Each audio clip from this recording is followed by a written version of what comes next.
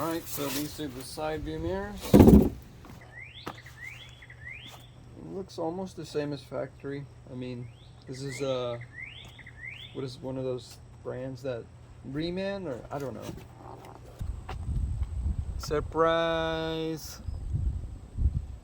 I was in a parking lot structure and I didn't want to hit the car to my right, and I didn't pay attention to the pillar on my left. Okay, so these plastic T25 bits pretty much come out like that, and there are 1, 2, 3, 4, 5, 6 of them around the door. Then you get the trim removal tool and get the rivet out. Plastic.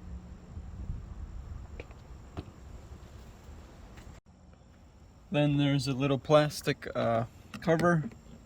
There should be a little indentation right here where you can just shove the trim removal tool, knock that loose, just like that it comes out. Next thing is that there's a little Phillips head in there. Just got to move the door handle out of the way. Just like that. Alright, next you'll want to take this cover off. Basically you can just get your trim removal tool just like that. Around. Comes off pretty simple. It's got to be pulled this way.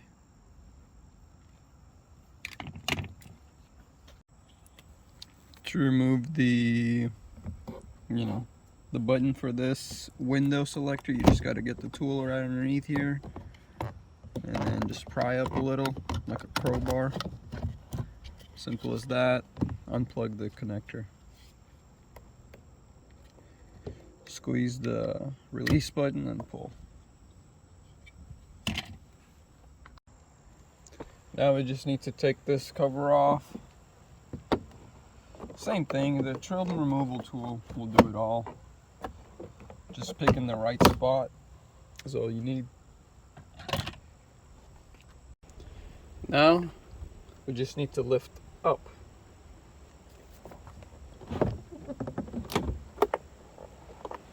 Boom, simple as that, the door panel's off. Now, we just need to take off the white and black connector. White on the bottom, black on the top, just like that. Alright, so now we just need to take off that bolt, this bolt, and that bolt. And a lot of people say that you don't really need this bracket, but why the fuck would you not want to keep it there when you have a giant ass side view mirror that's like the most air resistant design?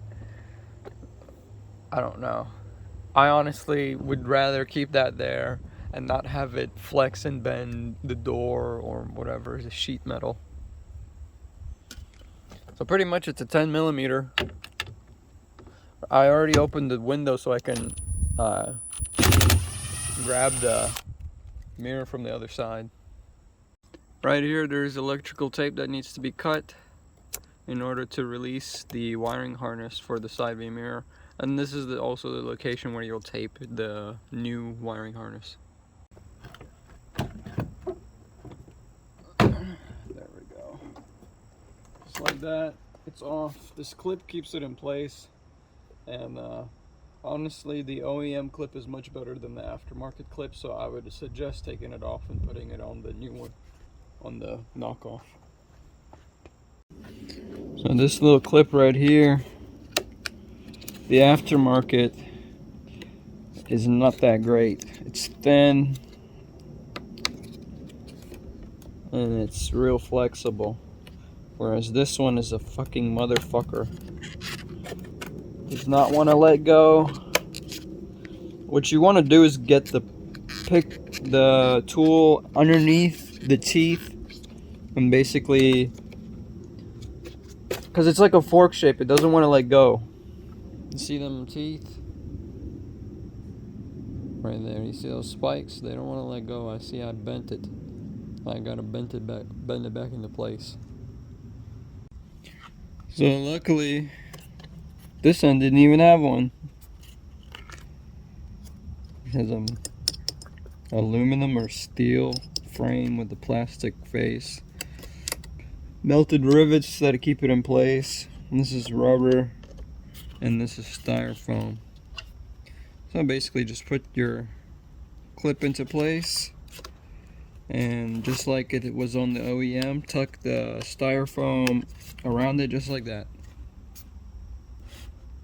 Alright, so old spot is dirty. I'm just gonna use water and a shop towel because quite honestly I can't be fucked to like get soap and all that shit. This is a work truck, so I know it's scratching up the paint, blah blah blah, but it's a 2012. It's already got scratched up paint. What does it matter? It's not like someone's gonna fucking be like this. Actually, your paint is scratched. Like, who cares? No one really cares in the construction site or even a job site. I'm using a dry one, flipping sides, so at least I reduce the amount of scratching this shit does. Alright, surface is cleaned, well, for the most part. Okay, so I'm carrying it with the felt protective thing so I don't scratch it up while I'm fucking bringing it to the door. Put the harness through that hole.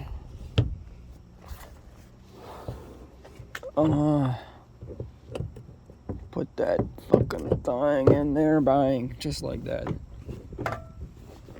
Oh, shoot. Alright.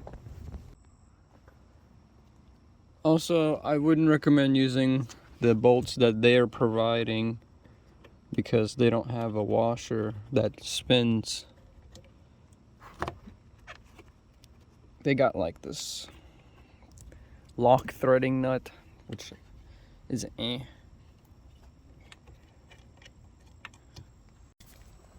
Alright, using the 10mm.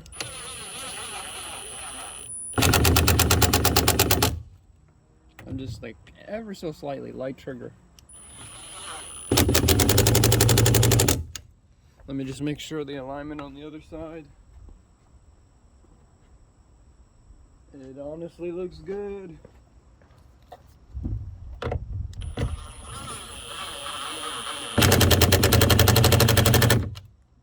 Alright.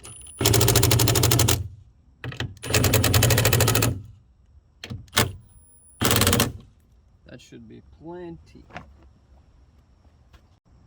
Okay. I mean, that thing on there. Let's see. Ugh. Yeah. And now I just need to plug everything back in, and you know, the same steps. White goes on the bottom, black goes on the top. Alright, so this is the wiring harness, and literally all we do is put some electrical tape right here, just like that, with a little bit of overhang on the other side. Tuck the overhang in and start wrapping it with the long side. And do it again on the other side. Right here. Alright, so I like to keep it in habit of every time I unplug something electrical, I put some dielectric grease in there so that water or corrosion can never start.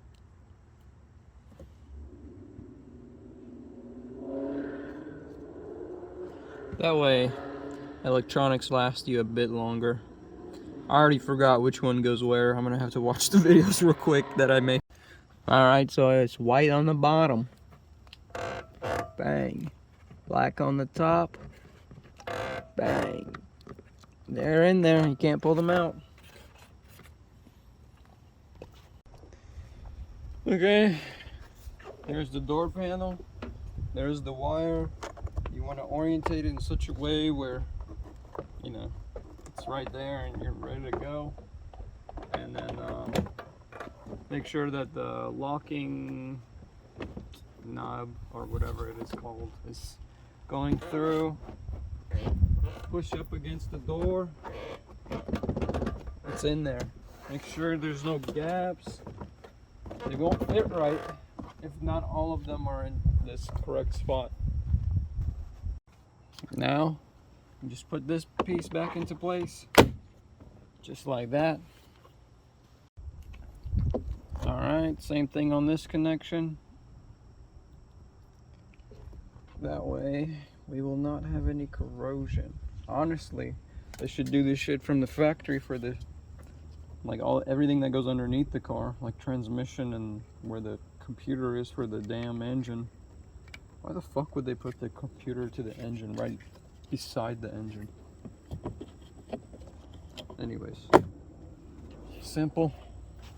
Now that piece, pretty much these tabs, there's a tab, here's 2 tabs.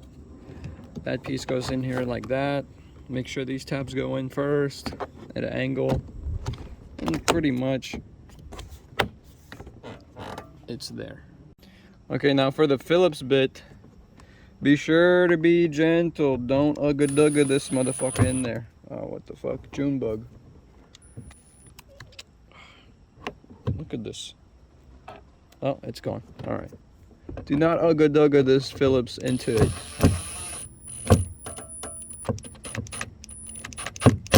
There we go. 1 is enough. Now, we need to put all these plastic rivets back. There's 6 of them. Bang, just like that, simple. Now, remember how we used the T15 Torx to get these out? Honestly, they're plastic. They don't matter whether you screw them in or not.